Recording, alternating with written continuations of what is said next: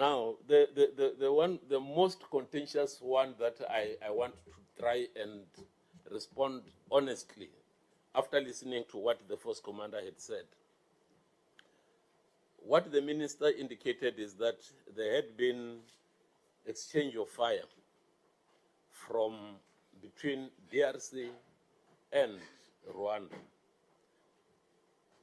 That exchange of fire was said to have been initiated by the forces that had been in the base, that is at Goma Airport, the FRDC elements. These are not the elements that were deployed outside the base. They were deployed just in the base, but they had never utilized that. And when they utilized that multiple rocket launcher towards Rwanda, the Rwandese responded. And minister is right, because the first report that I've given to the minister is that we're under fire.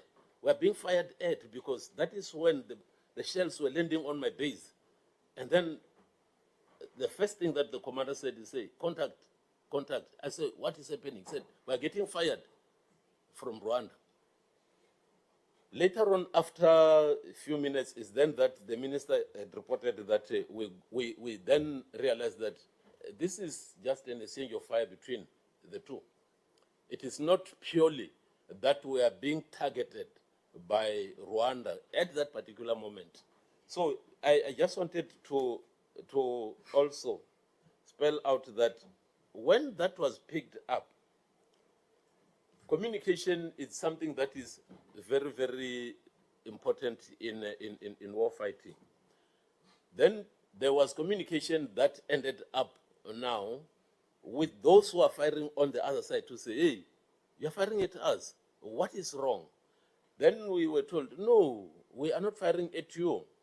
And then the commander had decided to say, for them to be able to see the parameters of our bases, that this is not FRDC.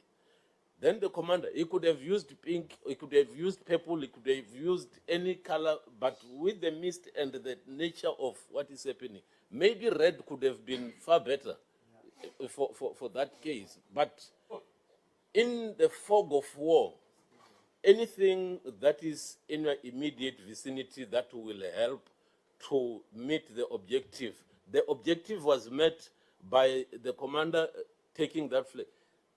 All throughout the history of warfare, white flag had been associated with surrender. But in this case, the explanation of the commander had been satisfactory. And I said, what happened thereafter?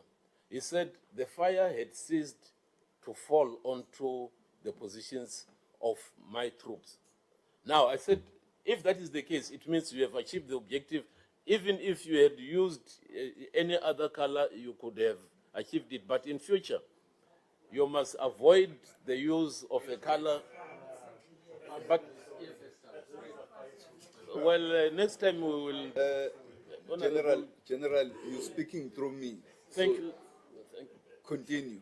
Thank you, Chair. So let me step down on this one, because the point is made that what was required was for us to demarcate it.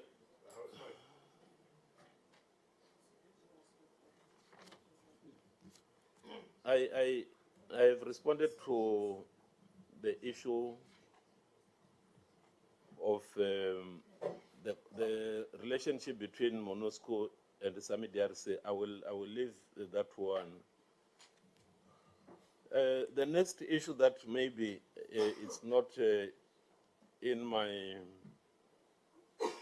within my bracket is the cause of our problem, which I said maybe we should try and engage in terms of the future, because the Defense Force, we do not put a plea for today only, but we would like to be resourced going into the future, because whatever capabilities and systems that we need, they've got a lifespan. The period for us to get those equipments is not something that can be like going into the shop over the counter and get what you need.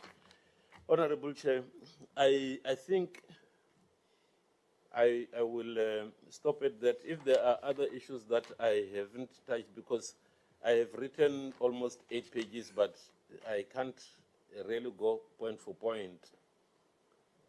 And Honorable Chair, if there is anything that the honorable members I haven't responded to, because I combined some of the questions that were asked by several honorable members. So allow me to stand down, if I may, Honorable Chair. Thank you. Thank you. I see their hands, so right now we will take the hands with follow-up questions. I think we will change and start here with Mr. Niehaus, go here, come from the back, and then cross over. Thank you, Honourable Chair, and I thank the Minister and the Chief of the SANDF for the responses that they have given. Unfortunately, I must say, the response by the Chief of the SANDF about the white flag is a tall order to believe. It is also very strange, Chair, that the SANDF deployment in the DRC did not seem to expect to be fired at. But when we read what the SADC mission says about the SAMIDRC mission, it says it is to support the DRC government in combating armed groups that threaten peace and security in the eastern DRC. And therefore, it has an offensive mandate, a defensive, not a defensive, but an offensive mandate. So why did we have to find out that we are going to be shot at, and then we had to start taking action to protect our troops? This is incompetence, Chair. Chair, I want to make the following point. Yesterday evening, I sent a message to all three of you as chairs. And I said, we've got a problem. We haven't received a report. None of you have responded to that message. The reason why we're in the problem where we are today, with the paucity of information and the lack of reporting, is exactly because you have allowed the SANDF and the Minister to come here and to avoid accountability and to present to us this pitiful report. Let me now tell you quickly, Chair, what the General and the Minister should have said to us. They should have told us the SANDF and State Security Agency are not talking to each other, they're not sharing information, and the State Security Agency warned the SANDF that what is happening in the DRC now is going to happen. Then we must find out that SA members and also some SANDF intelligence members are being chased by the DRC government out of the DRC because they claim that there are intelligence breaches. Chair, the Goma airport has been closed. South African Army cannot access Goma. That is a fact. So how are we going to extract the bodies of our soldiers who passed on? I don't know, but we heard from the General it will happen tomorrow. We will see. President Kagame offered South Africa to land in Rwanda, but South Africa see this as a humiliation by Kagame and therefore is not using this opportunity. There's no electricity for the mortuary that has been provided, and the bodies have started to decompose. This is a tragedy for the families, and it is sad for our whole country. The mortuary generator has run out of diesel. Those that are injured have run out of medical care. The fact of the matter, Chair, is the South African National Defence Force troops in Goma and in the Eastern DRC are surrounded by M23. They are not allowed to move or get food. And yes, Chair, it is correct that a number of soldiers died earlier last year, and that number was 10, and this year a number more died, and more recently 5. But in total, in the past 6 months, 24 soldiers passed on. Chair, this is the kind of report we should have received from the South African National Defence Force. Clear, to the point, giving us the facts, not telling us fibs about white flags. Chair, if we received this report that we received today, last night, as it should have happened, as you as chairs should have insisted on, we would have not found ourselves in this compromised position where we find ourselves right now, and the lack of information that has been provided to us. What has happened here this afternoon is a shame. It undermines the integrity of this committee. It insults the intelligence of our nation, and it destroys our hope that this leadership, and sorry, I won't point, I'll just wave, that this leadership does not have the ability to save the SANDF, and therefore they must take their jackets and go. Thank you, Chair. Thank you. The next. Thank you, Chair. You know, sometimes it's not what is responded, it's what is not responded to. And the way the responses come. Chair, yes, I believe that we still have 2 flying oryxes in the DRC. The way it was put here is that they are in support of our troops, but they are not. Our troops are in a no-fly area. The oryxes are at Beni, 350 kilometers away from Goma. So I want to ask a direct question. I will appreciate a direct answer. Do we have open logistical lines to our soldiers, yes or no? And can we provide them with any air support, logistical or, oh no, we can't give them close air support, but can we provide logistical air support? Can we provide land support? Then, I didn't hear very clearly the response of the General. Did he say, on my question on the deceased, that they will be in South Africa tomorrow, or that he would love to see them back in South Africa tomorrow? And then we are in a surrounded area. There's a new build-up between M23, supported by whoever, and we also see so M23 are regrouping, and they have got other objectives, and we see also a renewed mobilization on the DRC side. And we are in a situation that we cannot move. So what is your role there? And please, please tell us it's for peacekeeping. Thank you, Chair. Thank you, Chair. Chair, mine is just trying to deal with this notion that there's no water and food supply to our soldiers. And I think, General, for me, that must be clarified. Is there access to food and water by our bases and our bases in DRC?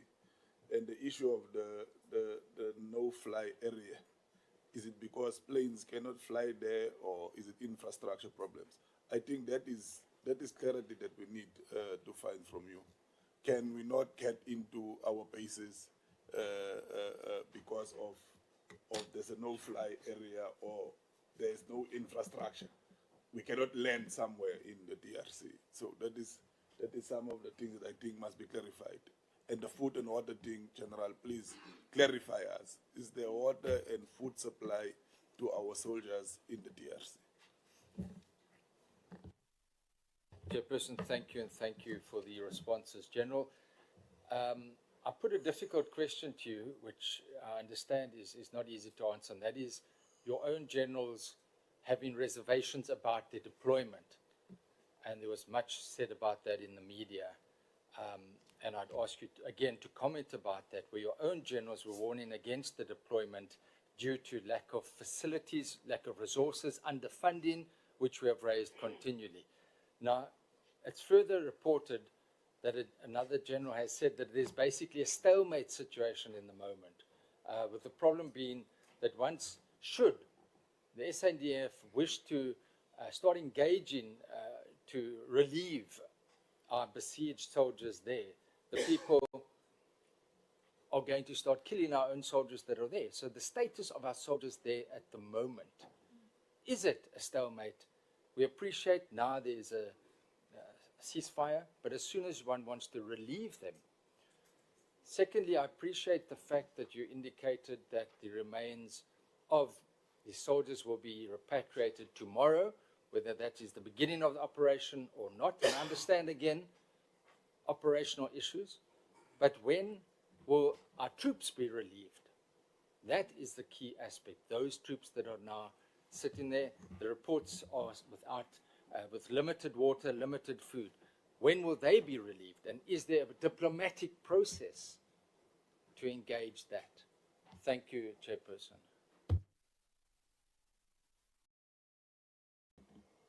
Thank you very much, Chair. Chair, the two ministers, the minister and the deputy minister, failed to take the country into confidence, and they had this opportunity to do so. Instead, the minister took this platform and podium to protect and respond to things that shouldn't even concern us. That is up to the presidency spokesperson to respond on that. Her duty should have been to give the country answers as to when is this mission ending. As they have concluded it in Windhoek. Now give us a date and time. When is this mission ending? What type of mission is this that can't end, General? What type of mission is this that can't end? It's just continuous, continuous, continuous. You said you have seen the injured soldiers. And then you even reported here, you have seen the injured soldiers. Why is those soldiers not here back? If you have seen them, why are they not back in the country if they are so much injured? Why did we leave them there? So, General, your connotation of the white flag, you are misleading us and you are bringing this parliament into disrepute. And that is very irresponsible of you. For a person in this position, you don't take ourselves serious and our intelligence serious. So please, if you are doing it at some Likotla and at ANC cabinet meeting, not here in parliament, not here in parliament, and then you say we should have used, even playing it down to a red flag and not a white flag. People are dying. Families are sitting without breadwinners. And you and the minister, you come here, you come and frankly wasted our afternoon.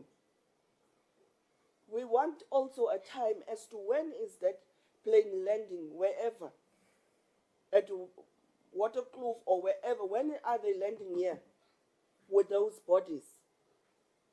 Because we want to give our brothers and sisters that have died there, fighting for God knows what they were fighting for, a dignified send-off.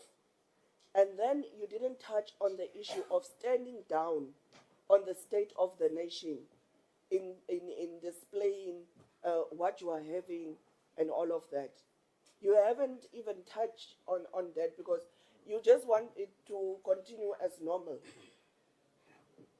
So if it's indeed safe to go there, Chair, we must write to maybe perhaps as this committee and if you don't want to write it, we'll write it ourselves as the EFF, to state that the Defence Force must not be allowed to display on the day of SONA 1.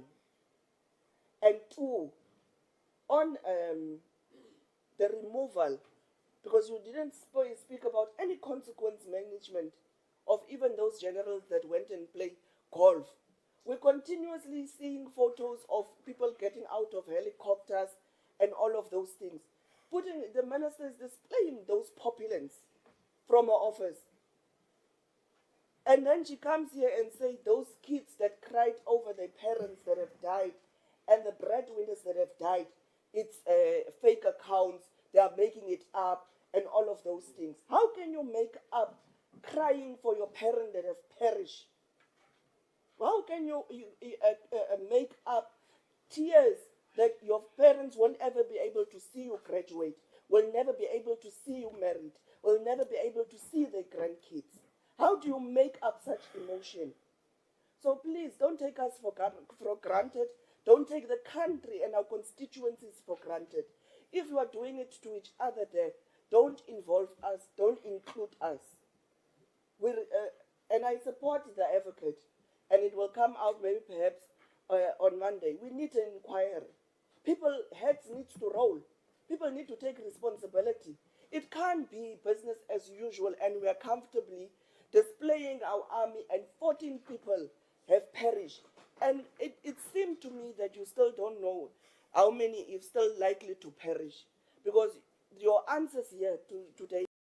When you come back late from work, shopping without a queue, order anything you want and dash away. Order a Glovo and receive it 10 minutes.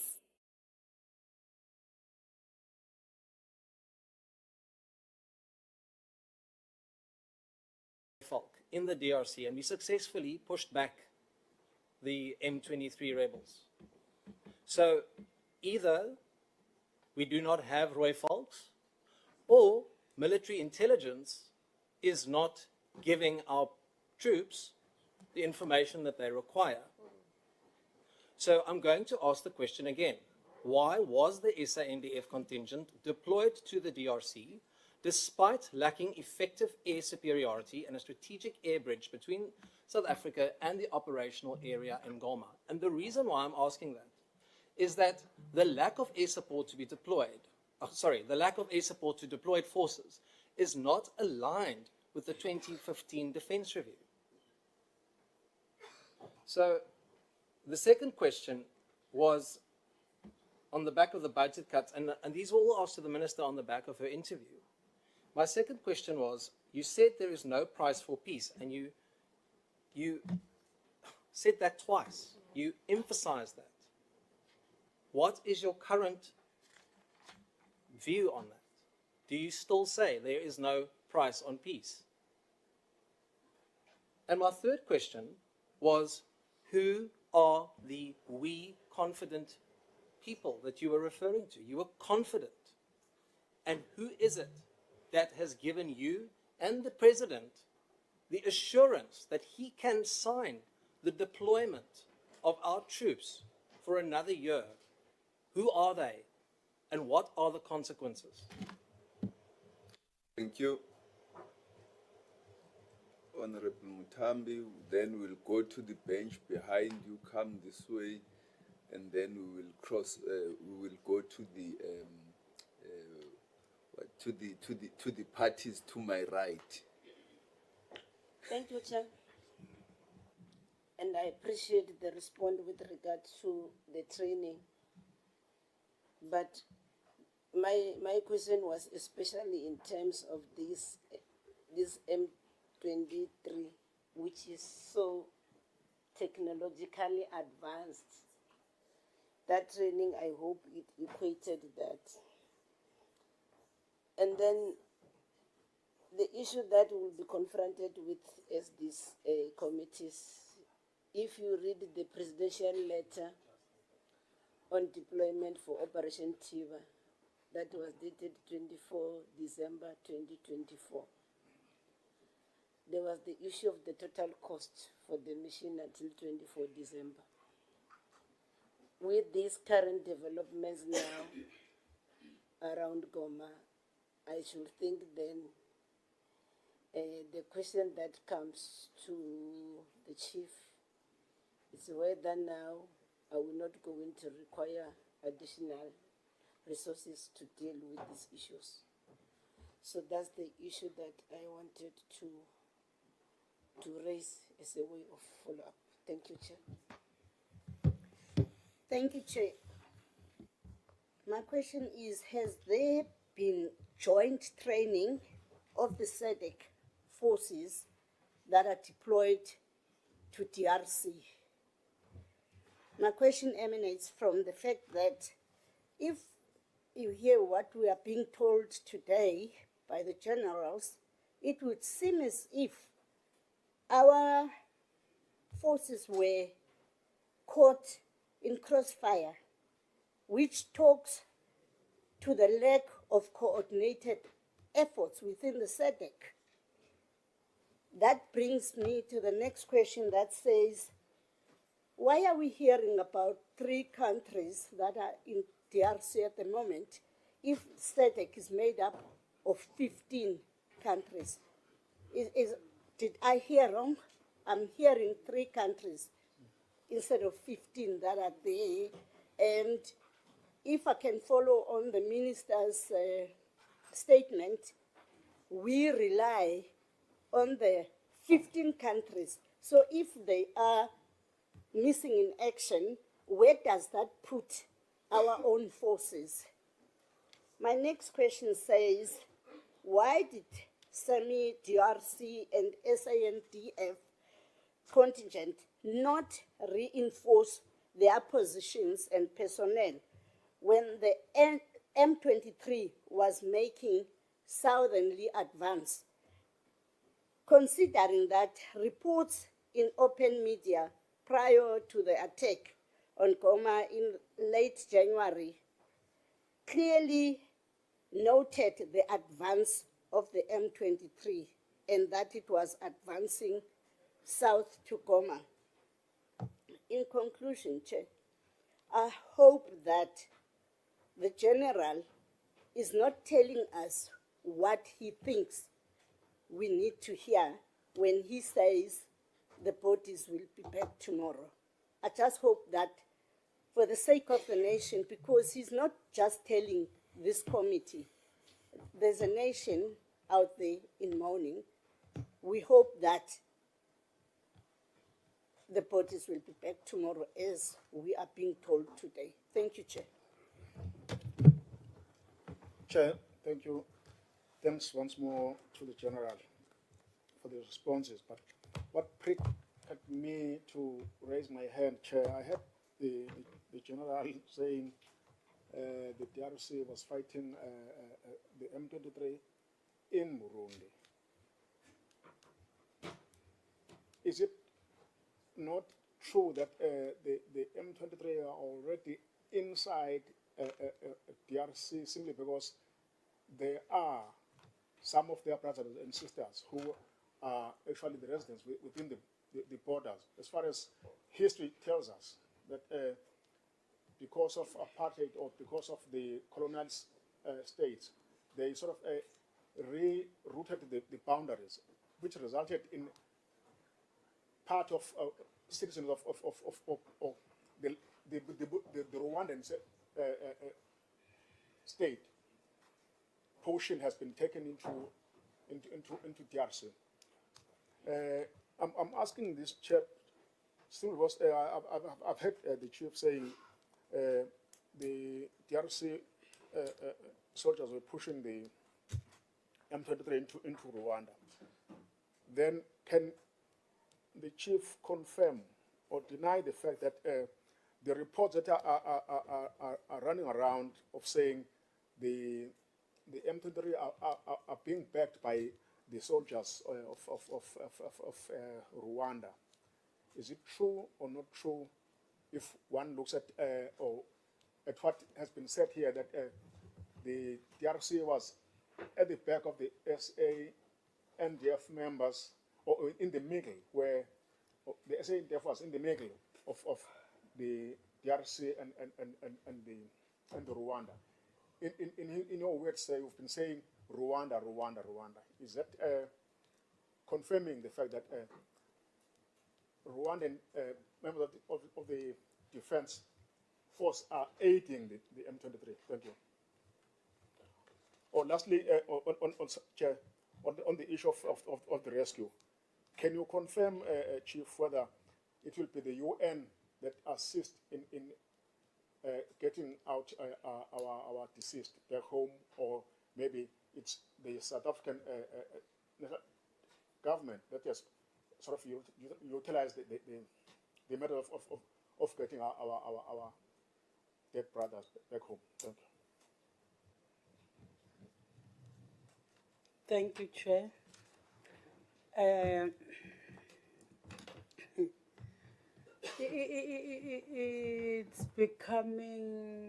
It's now becoming a norm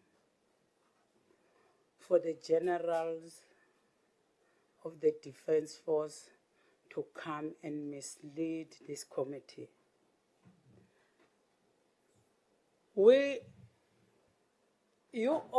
I still repeat, there are ships and the aircrafts who are unserviceable. When we ask from you, you cry about budget cut. And on the other side, you do have resources, I still repeat. You do have resources that we are spending on the mission, yes, at DRC. But today the general says, and the minister, the money, all the resources comes from SADC. The minister, she even said, all those 15 countries that we are counting are the ones who are supporting the mission. This is what you said, Minister. And in those 15 countries, is our country excluded from using resources, the taxpayers' money of this country, to go and support something that it's not clear? What is happening in the DRC? Don't think maybe you are dealing with blind people or people who cannot think. We are not dealing with people who cannot think here. That is why I've said from the onset, can you tell the nation and the world, what is it that you are defending there that makes you to take the payers' money, the taxpayers' money? The money that is supposed to be servicing things that are not right, like ships. You always tell us that ships are not working. That is why you are not able to do this and to do that. And you want one of your generals, some of your generals, they once presented to us that there are 2 billion, there's a 2 billion that went to assist the mission of the mission in the DRC.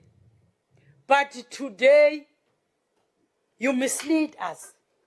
You tell us that no, the money is from SADC, and the money it's from, I don't know where does the money come from exactly. Because you are talking about, as the honorable from the left side, from my left-hand side, said, You're busy telling us about 15 countries. What are those countries? And who are those? Really, you're talking about 15 statesmen who took decision. What does that mean? What does that mean? Does that mean we must be involved?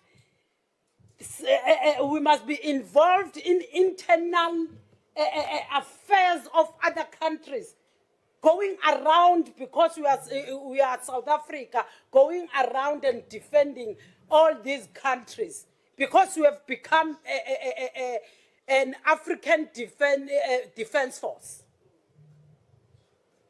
There's no peace that is being kept there. Is being kept there.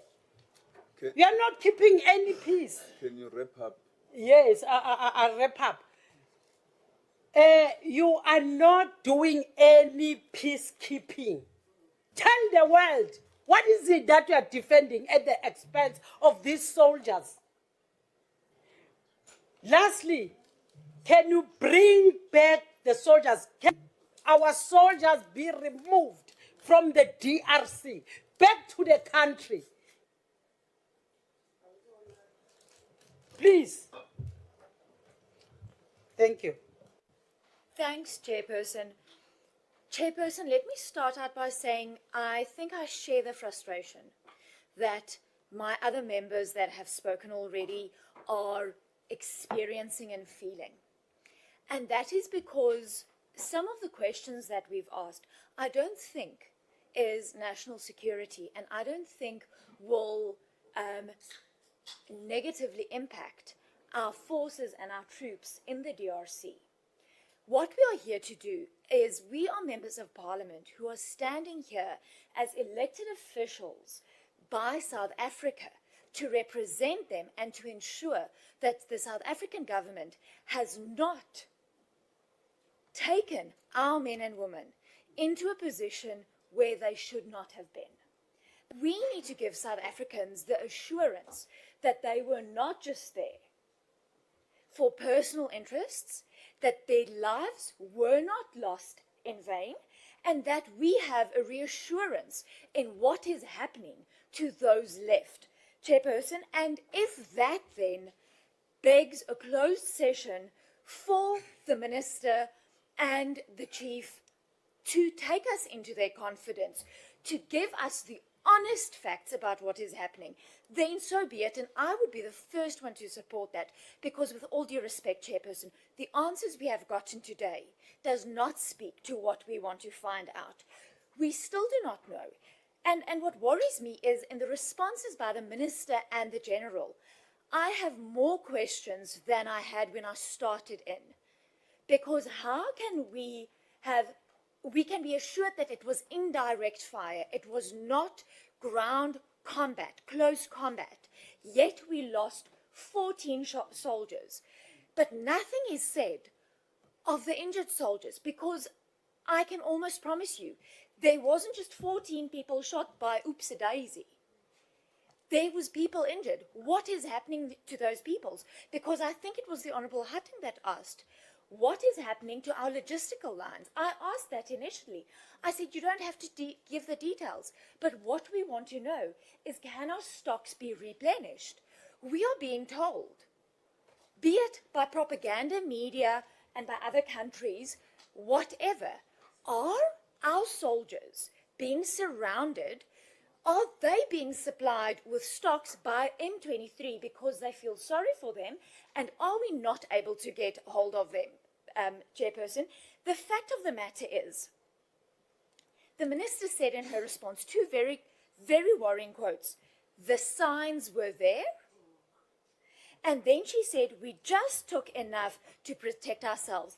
And in reference to what Honourable Gottschall said and referred to 2015 where a Rooivalk was there, and we're not saying that we need the specifics of that, but the General made mention of an Oryx.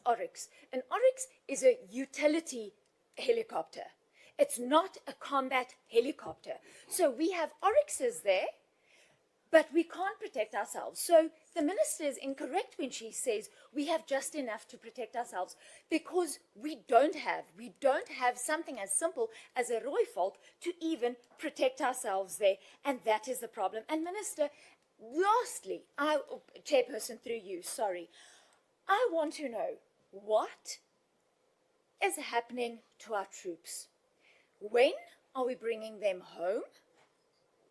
Or what is happening to them there? Because I know that humanitarian aid has left. Them and their assets were taken days ago. If rumors and WhatsApp messages can be trusted, the other SADC troops have also left. And it is only South African troops that are still stuck there. So I want to know, do we have a plan to protect them, replenish their forces, or take them out?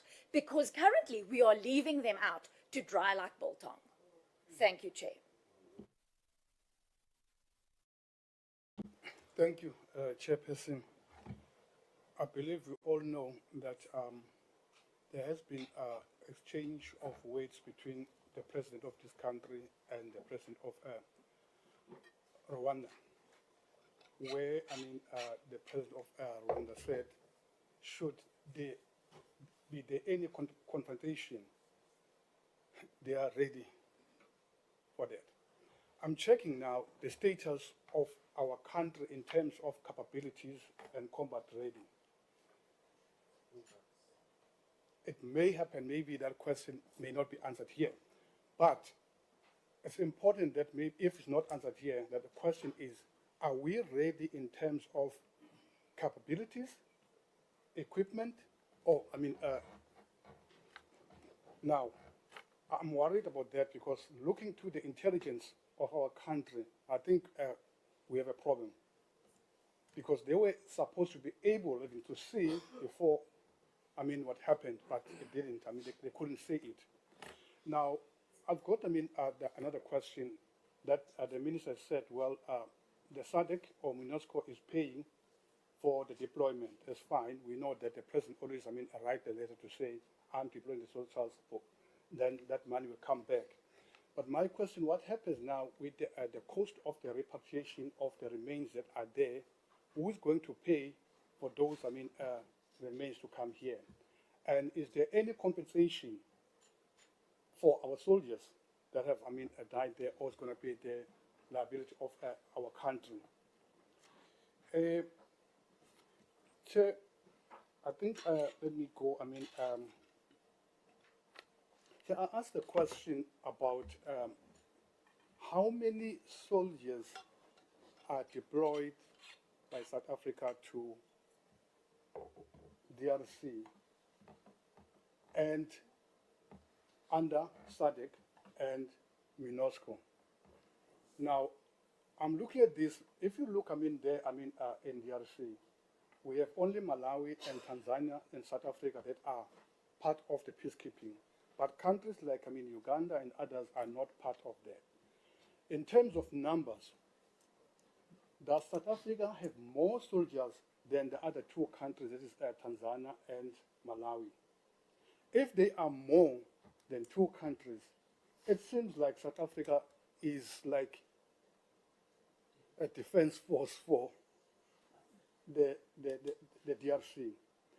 Maybe if I can be answered on that question, because to me, I'm worried now about when it comes for any circumstances that may take place, South Africa will be responsible. How many soldiers are deployed there? And then two, I think the last one, there is, a strategy in the department that soldiers that are above 55 years cannot be deployed to those, mission, peacekeeping missions. What's happening with the experience that we need there to say we cannot send the people with experience, we only want to send the youngsters. And those young people going there, are we confident that just the mission training and the combat ready training, they have that experience required for them when they are there in the DRC? Thank you.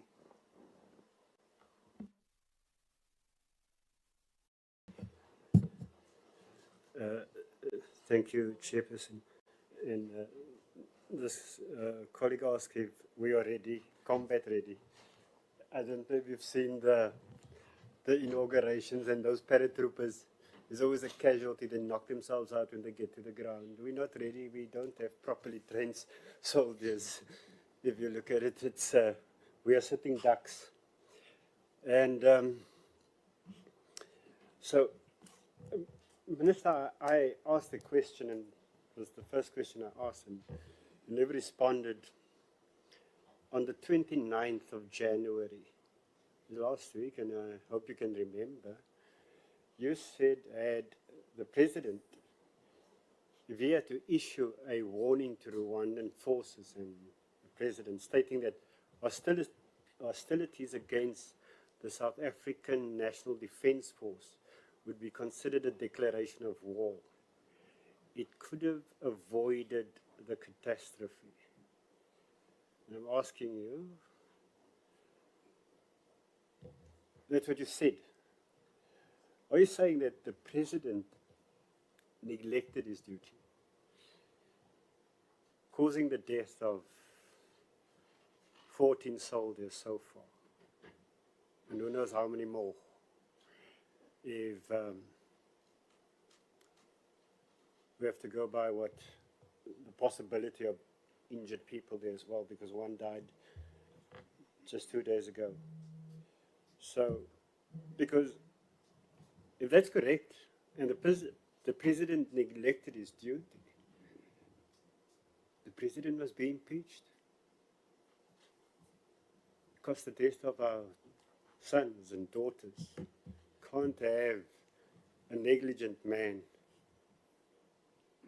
holding such a position, causing the death of South Africans. I mean, it's not the first time he's done that. So I need you to answer that question, Minister. Thank you very much, Chairperson. Chair, thank you. Thank you very much. And let me first and foremost thank the parties that supported the proposal for, some have called it an inquiry, I have called it an investigation. Be that as it may, it's a matter of semantics, but the signs are there, or the unity is there, that there must be some kind of inquiry/investigation. That is the first point. The second point is, Chairperson, what we have seen here or heard here today is, and what we know, what is happening on the ground, is a total misrepresentation of what we know, what has been reported by credible media houses and sources, and even governments, communications. It is reported that our soldiers are under siege by M23 forces. They are surrounded. It is reported that they are running out of logistics. They don't have any logistical support, i.e. food, diesel, and all those type of things, General Olamisa. They are under siege. They are just sitting there. They don't know what to do. And we were hoping to get the full truth and nothing but the truth here today. But it would appear that the truth is evading Parliament today, Chairperson. That's the second point. And then on Sunday evening, there was a retired general, he retired December. They call him Fanisa Sankara Shezi. He categorically stated on national TV that the involvement of the South African National Defence Force in the Congo is totally unnecessary. Should not be there. As a general that retired just now, December. He was in the top leadership of the army. He was on the show of Heidi Jokos. You can go and search that. And then the last point, Chairperson, I want to ask, we've heard about SADC and we're hiding behind SADC, and SADC is authorized, and we heard about the United Nations and so on, but there's nothing that or no organization can force a country to partake in a war or in a peacekeeping or whatever mission you'd like to call it. So we cannot hide behind SADC to say it's a SADC force with 15 nations or 4 nations or what have you. We cannot hide behind it. South Africa had a free will to say, no, we will not participate. And then I want to ask a straight question lastly. The FDLR, Democratic Forces for the Liberation of Rwanda, is our South African soldiers fighting alongside the FDLR, alongside when they were there, in order to reach the objective? Because many of these soldiers in the FDLR were reportedly involved in the genocide in Rwanda. If South Africa is going that route, if they're fighting alongside those forces, why is it that South Africa is going rogue? Rogue, yes. And why are we so determined to fight and achieve the objective to protect the minerals of the wealthy, the politically exposed of this country, South Africa, and all other connected people? Thank you very much.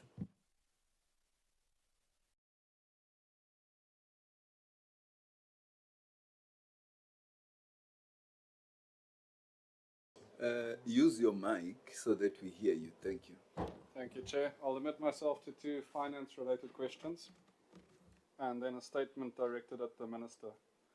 The first question is that in the midterm budget statement 2024 on page 60, we have penciled in more than 3.5 billion rand over the next 2 years for this, what seems to be ill-fated mission.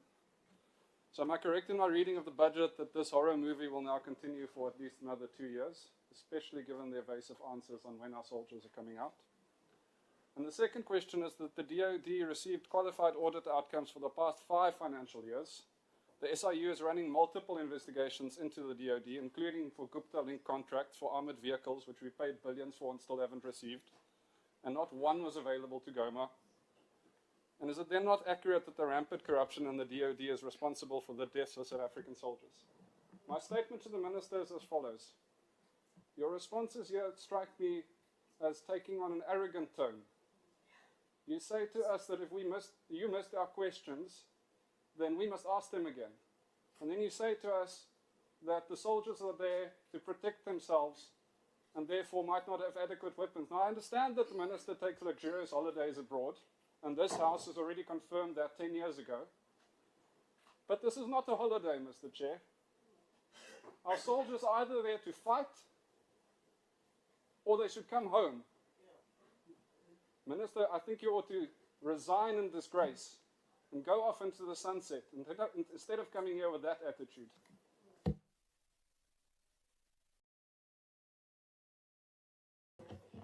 No, thanks, Chairperson.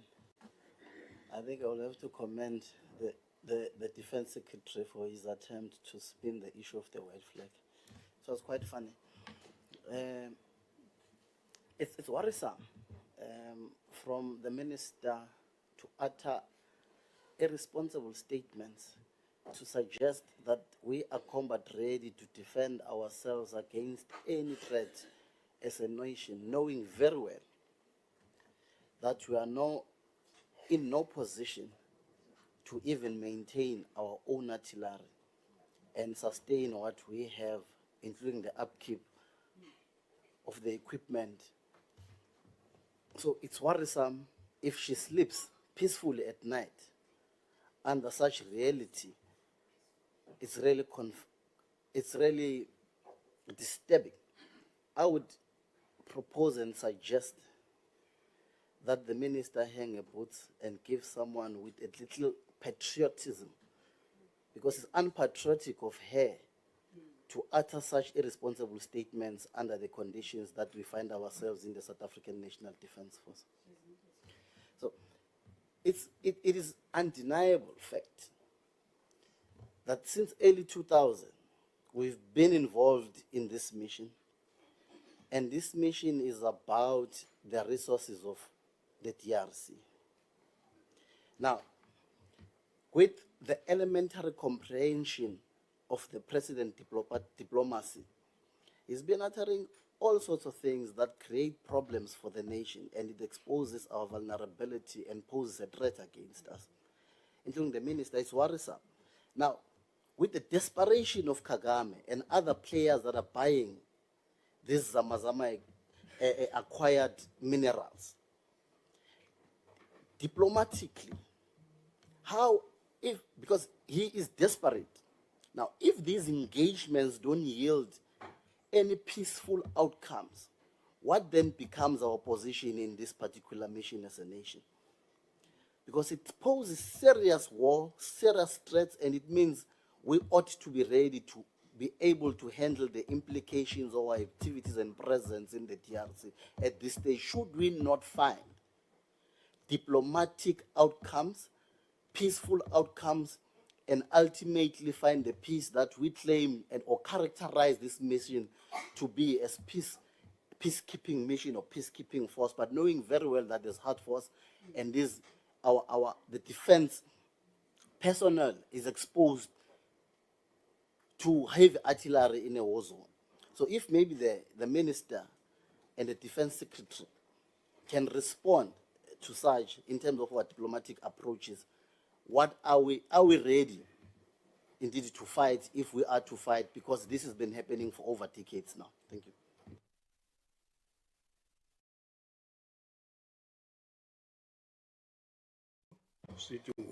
Oh, thanks, sir. My advice to the office of the minister is for them to improve on communication so as to avoid these different signals. Because as we all sit here, we've got different signals of what is exactly happening in TRC. The office of the minister, the office of the president, and the chief of the SANDF. Thank you. Thank you very much, Chairperson. I'm always the last one, can say that. But now that we have been briefed by the minister and the SANDF, I think now we know what is happening in the DRC. Let alone that it seems as if we as members, we had our own information. Being given the answers, we're still having those information, and we want the answers to be like that. I think for us, we need to make an assessment and evaluate the situation of our soldiers now that we have been given this information, and take a decision of what must happen to those soldiers. We must leave out all the other issues. We've said that when are they coming back, those bodies? And yet we're saying again, they're being put there, they're not coming tomorrow. And yet we have been given that information. Why don't us as members, because this thing, it's not for a particular party. This issue is for the nation. Because those soldiers, they are not for a particular party. Those corps of those soldiers are not for a particular party. Then we need to grandstand. We're talking about lives lost here, being on a mission. I think us as members, we've said that we cannot do anything except we're given the correct information. Then out of that correct information, and yet we're still saying that this is the wrong information. Which information did you want? Which information did you want to hear? Now say to the minister and the generals, look out at the situation, weigh the situation there in the DRC, evaluate and make an assessment. Then when you want to say, advise us. In fact, we're going to tell you of what you must do. Thank you. Honorable Dakota, then we'll go back to the Minister and the team. Thank you very much,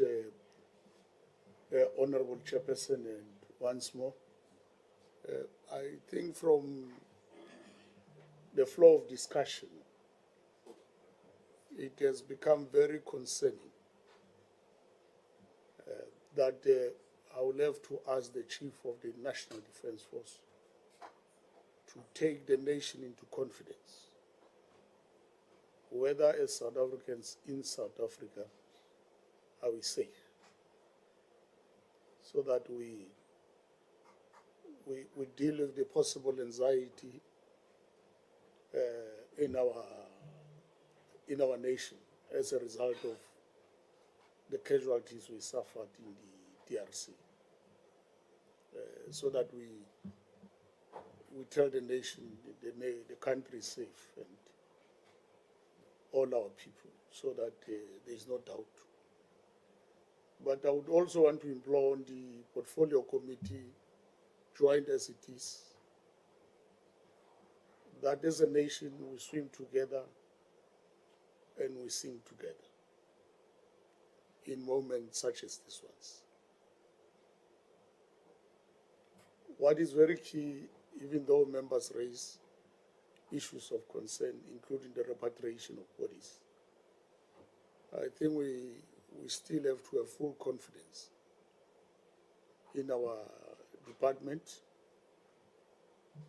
who can help us to bring our bodies back at home and ensure that there's a safe evacuation of those who are going to remain behind, to bring them back also home finally when the mission ends. So I would implore on the committee that we are solution driven in points that we want to raise, and not undermine the fact that the points that were raised were very genuine, upright and straightforward. And I think it's incumbent upon those who are in administration to ensure that we fully implement what the Portfolio Committee would like to be done, and that all aspects raised by the Portfolio Committee are taken into consideration. Chairperson, I would like to thank you for the opportunity. Thank you, Minister, Deputy Minister, and the generals. Thank you. There is a hand. Sorry, Chair. Questions were asked in the second round. There were no responses. That those responses will be coming in writing, and if so, when? When I mentioned them, I was asking them to respond to the questions, then we close. I have been receiving a few texts from members reminding me that the meeting was supposed to finish at quite generous in their contributions. And so if you honorable members feel that we should allow for written answers, but let me give the minister to answer those questions they can answer, and the rest are noted, will be responded to in writing. Minister. No, thank you very much, Chair. I won't be long. Again, if there are missing answers from the questions raised, we will be willing to respond, Chair. And Chair, I have to say this with utmost respect and humility, that it will be, I will not be able to repeat the answers that I've given on some of the questions. And if members are not happy with the answers, it's unfortunate. Those are the answers we have. Because member says the minister should have said this, the minister should have said this. So he has the answers that he wants. So I can't say the things that he wants to hear. I have to say the things that I need to say, so that if members to say the minister should have said, I was like ask until they have the question, the answers. So I will not be able to get that and repeat the answers or give answers in the way the members want them. The one that I want to there was also to say that the member says asked 3 questions. I answered to say I agree with, I stand by what I said. When I say we, I'm the Minister of Defense and the spokesperson for the department. So I am entitled to say we as the department. And unfortunately, I even include you as a South African, because I'm your minister. So when I say we, I even speak on your behalf. Yeah. So you are also included. So we includes you. And to say, Chair, no, you can choose one. And to say, Chair, I said peace, there's no price. I'll say it 10 times. So to repeat what I said, to say I stand by what I said, I stand by it. And I speak on your behalf as your minister. And then, Chair, on colonialism, I think it's a very interesting debate that is unfolding. But the principle is that is there internationally, that we have to respect the existing boundaries of colonialism. We respect the integrity, because if you bring it home close, Chair, which means you can even start questioning the Lesotho, Swaziland, and Botswana, because they're protectorates which come from South Africa, and therefore says the Basutus in Lesotho are not Basutu. So, so it's an interesting debate, it's a historical debate, but the principle is recognizing and respecting the integrity of existing boundaries, colonial boundaries. And yes, it has its own difficulties. So Tutsis in Congo, Congolese first, more than Tutsis. But it's an issue for them. And I don't think it's an issue I think we can resolve. But I think that's what the principle is saying. And I think, Chair, we've said so many things about budgets, then in the budget speech. I thought we were speaking about the next time we want us to speak about the budget, what we say about the shortfalls and how that we will be able to answer it. Because we can't answer everything in one situation. So we were asked to speak about the situation that in the DRC, and that's what we tried to do. But if there are more questions about the budgets, what we said in the budget speech, we will still be able to do it if members want it. So we'll still do it. And the other one, which I must say, Chair, again, I don't want to be sounding judgmental. I'm quite surprised that the South Africans were questioning solidarity with other countries. We're products of solidarity. That's why we're able to go and repatriate remains in other countries. So solidarity is part of us. Now to say, what do we want there? What do we want there? When we're chased by apartheid, we ran to those countries. It is a responsibility to be in solidarity with countries. So it's not anything that we should be ashamed of that we're in solidarity. And then, as I say, what the general said, it's also this matter of saying, because one general said this, and he's saying what we want to hear, so what that general is saying, that's the truth. It's our choice to take what the general is saying is the ultimate truth, because the general is saying what we want to hear. And Chair, because I was reprimanded to say I should speak respectfully to members. The member is not here. I really just don't think it's correct, even for members, to cast aspersions on people's personalities. That I travel and stay over. I don't even know anybody, and it's like, go to holidays in Limpopo, because that's where, or even KZN. And so I think if there are issues that we raise here, let's not raise issues about our private personal lives and how do I sleep. Do I have to come and speak about my sleeping patterns? I just think it's a problem, Chair, and I'm really asking for equal respect, because we are instructed to respect, which is, how do I sleep at night? I don't think I have to come and speak about my sleeping patterns. So I do accept that we have to improve communications, but on the strength of the force, I think the other thing also, Chair, this has raised a very important debate.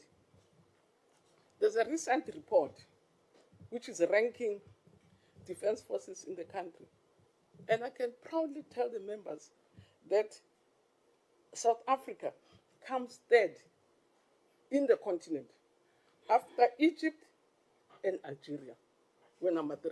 So We have no doubt. So all the things that were not properly trained is, I think we will not be a perfect defense force. We can't be a perfect defense force. I don't think there's any perfect structure, but we're saying in terms of what we need to do, I can assure members, I can assure the public that indeed we are a force to reckon with. We are a force to reckon with. So I want to stop there and say, because honorable members, please. No. Honorable members, let's be fair with one another. Let's be fair. Point of order. Chair, There's point a of order. Point of order. Chair, the minister does not speak on my behalf, nor on behalf of the economic freedom fighters. The minister's response is a shame, and she should be ashamed of herself, and I apologize since she will not apologize. I apologize to the nation and to the families of the soldiers who died for what she had done and what the SANDF had done. Not in my name. Honorable members, honorable members, we are honorable members. Honorable members, what we are doing right now, is shameful. It is extremely shameful. The country is looking to digress from the topic at hand at political scoring. Let's not do it. Let's not do it. The country is watching us. There are people awaiting their children. We've all spoken here as if we are sympathetic. If we are as genuinely sympathetic, then let's demonstrate it in action. We may have different views about issues being discussed, but let's respect one another and respect the sensitivity of the topic on the table. I request us to please remain calm. General, please respond to the questions that you have to respond to, and then we close the meeting. Thank you, Chair. Chair, I'm sorry, you didn't recognize my hand. You didn't Yes, recognize let us take the answers. We do not have the whole time to be sitting here. Let us take the responses. Honorable members, you had 2 sessions to raise questions. And on top of that, you don't want responses, you still want to talk even more. Chairperson, the minister, and what is shameful is that you are saying we need to respect the environment that we are in. Absolutely. The minister's responses are not respectful. You do not agree with the minister. That is a separate topic.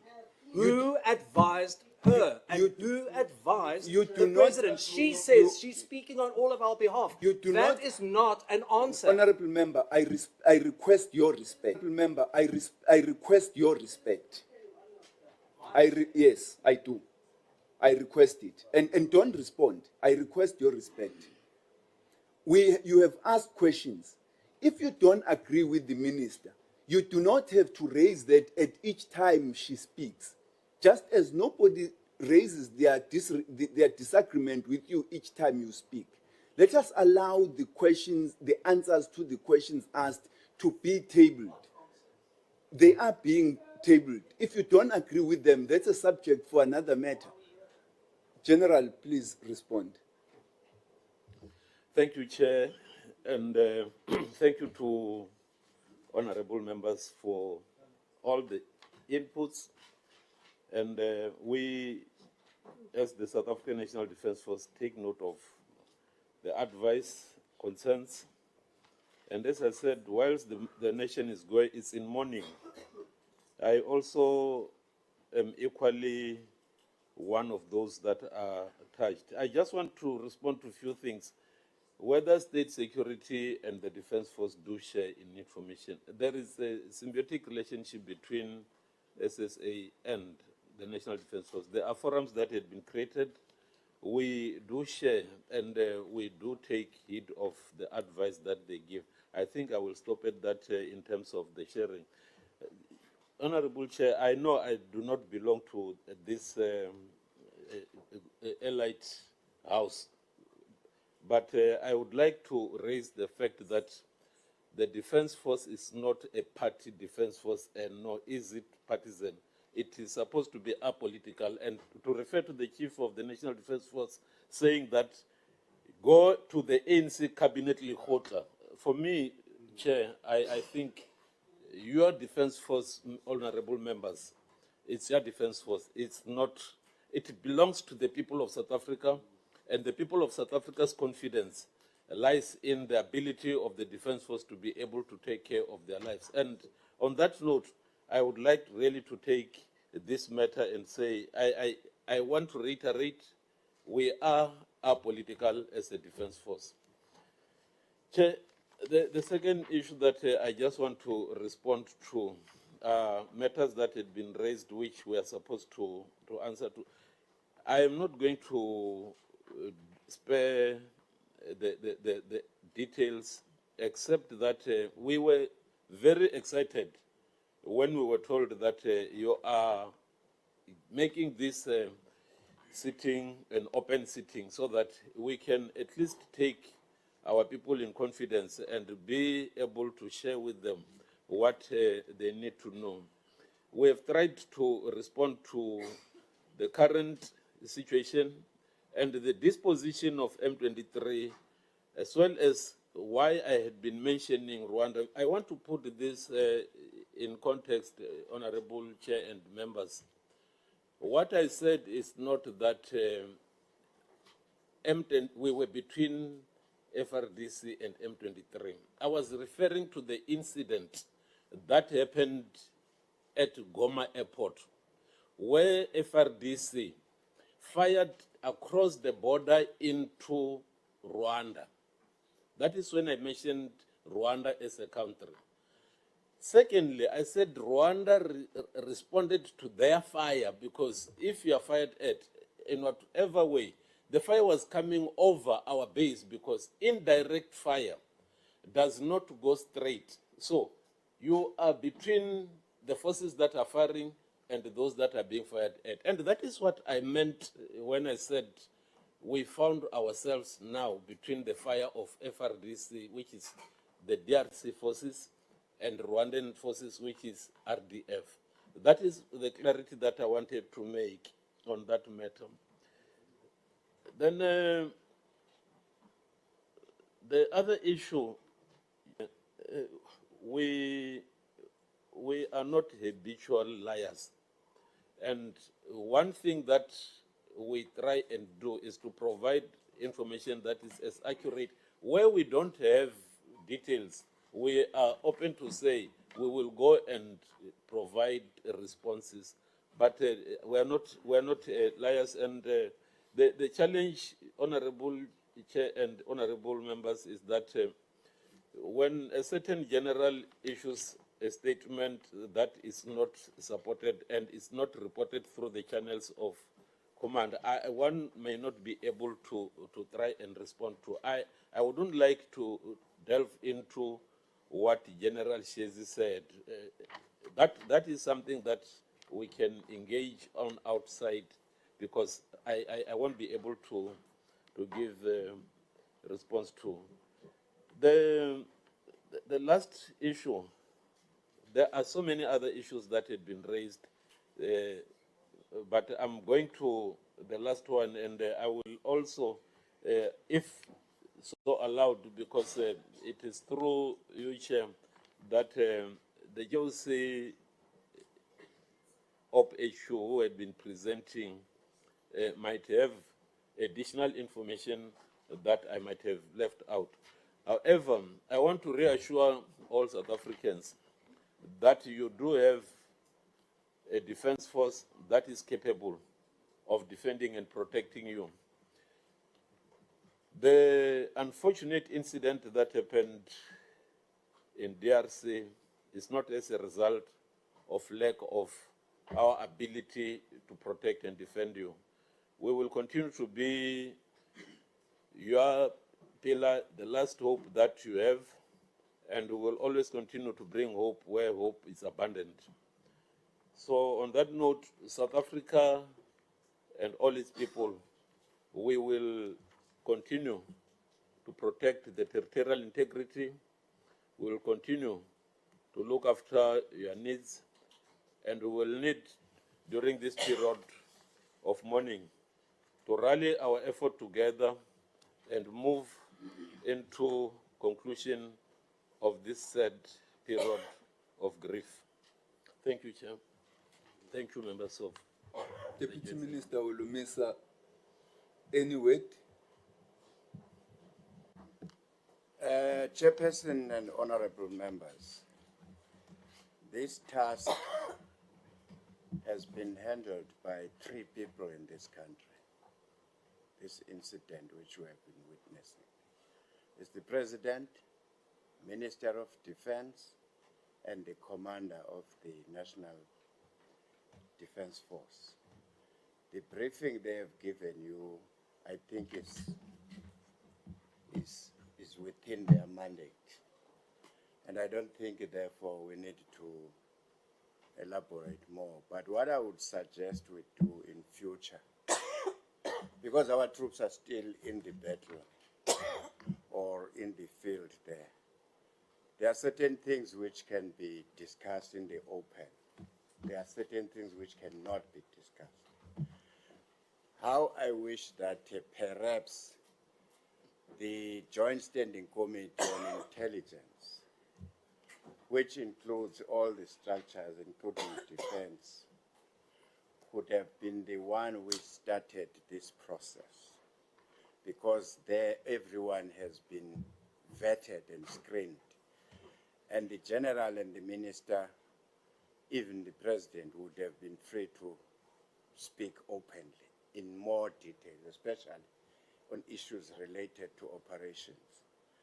But I heard that you might have another session, but that one would be within the closed doors. So I hope that the department will assist you in that regard. Lastly, there are 2 things which I wish this committee can do. You are aware about the question of resources of the Department of Defense. I think you need to assist the department by engaging the relevant portfolio committee of finance with a view to present a case for our troops and the country. Secondly, the other matter which you may have to consider is how are we going to deal with the clarion call which says bring back the troops of South Africa back home. It is not the Department of Defense which will take that decision. It is yourselves, because you approved the deployment of troops in DRC. So we may have to say, all right, let's call the international relations, the presidency, to form a committee to evaluate the whole setup. But to expect the Department of Defense that it would just take the troops out of DRC, so that is not going to happen. We may be invited to submit a staff paper which says what is the situation there, and then we take it forward. But the Department of Defense, I'm sure, is going to participate in such discussions. But at the present moment, the operation in DRC is at the need to know level. Even the Deputy President and myself, we don't sit with the President and Minister and the Commander. So let us leave it like that. Please. Thank you. Thank you very much, Minister. The co-chair will close the meeting. Just as we do. I have a feeling you are concluding. I want to repeat my question. The questions that have not been responded to, will that now follow in writing? If you just are patient a bit, I would have answered already your question. You are already No. You were not patient enough to listen to me. I was going to answer your question. I was afraid you would say the meeting is closed before I start speaking. Okay, no, not a problem. Just as I hand over to the co-chair, just a few remarks. The outstanding questions, General, we have 7 working days within which to give us written responses. Secondly, we certainly have to pursue a closed meeting for other issues that would not be responded to in a public meeting. So we will ask the presiding officers for a date for that. Thirdly, on the state of the National Defence Force, the committee of the 6th Parliament had made a report and requested a debate in the House on the state of the National Defence Force, particularly in view of the declining budget and other issues. We have written to the presiding officer that plea for a debate so that we can discuss that issue. We don't think the meeting on, the debate on Monday will deal specifically with the DRC. We still would like to have a debate in the House on the general issue of state of the National Defence Force as arising from the report of the 6th Parliament. So we are going to follow up until we are given a date for that debate. We have noted, Honourable Niehaus, the point you raised regarding documentation. Was the sensitivity of the matter and because there was a confusion about whether it would be a closed meeting or an open meeting. What do you call it? Yes, the Grand Parade. But I think the chief whips of the presiding officers, of the political parties, must be spoken to raise it with the presiding officers. Affect us in our continent, and I think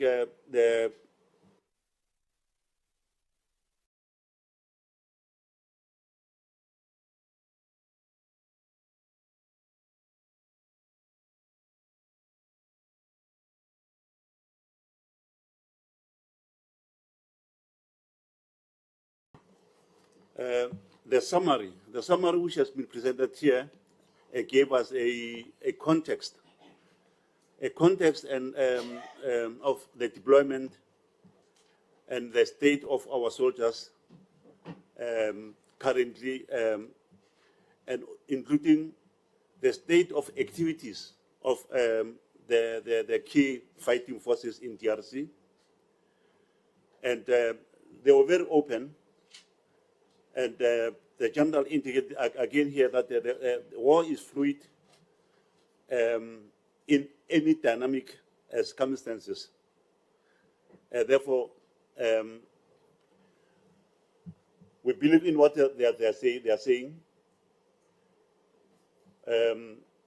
We will engage as this committee together will engage on these matters in order to find a solution. We really appreciate your consent, and we hope the minister and all of us have noted your concerns, and that they will indeed, provide answers where possible. And the issues which are related to operational matters, let's leave them to the command staff, and we believe and have confidence on the institutions, and we must give them as much cooperation and assistance where possible. Cooperation and assistance where possible. With this few words, honourable members, thank you very much, and thank you, Minister, and thank you, support staff, and the meeting stands adjourned. Thank you.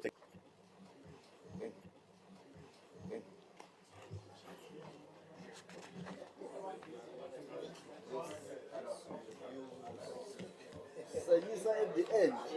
It was hectic. It was hectic. You were afraid you were going to Yeah, yes, it caught in the crossfire because I would say M23 was firing from that side. The media is waiting for us. Yeah.